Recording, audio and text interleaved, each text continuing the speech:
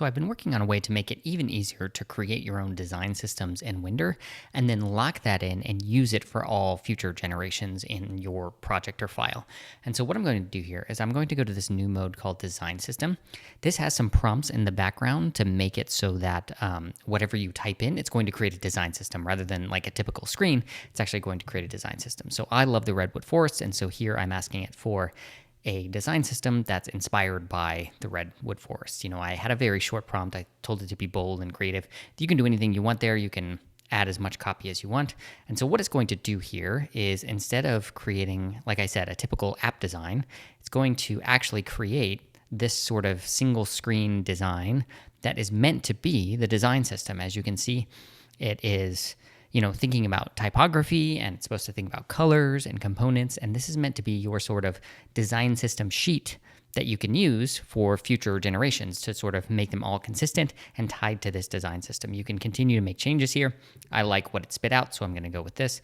Now, how do I use this? I'm going to go ahead and lock this in. So if I lock this, it's going to take the current artboard, select it over here. You can see my Sequoia design system. That's what the artboard is called. And it's going to lock that in. I can unlock that at any time, but I'm going to lock that in. And what that means is that now when I create a new design, let's make this mobile, and let's say a mobile hiking app, something very similar or simple.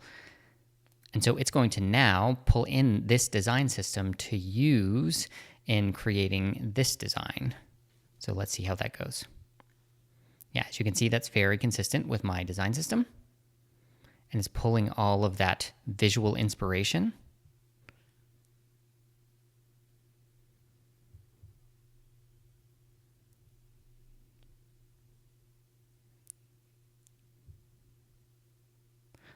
All right, so that's looking pretty good. I like how that pulls from, my colors and my components and things like that.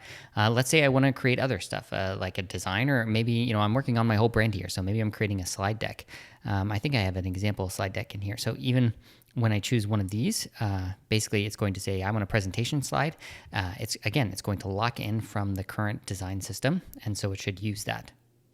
And so this becomes a really great way to just very easily create a system that you want to follow, and then follow it throughout all of your designs. And you don't have to worry about messing with the style or making, it bouncing off to a different design system or style or anything like that. It's perfectly locked in. And so that you can create a bunch of resources that all visually look similar and are really locked in. I really like this. It feels better. It feels smoother to me. Give it a try. Let me know what you think.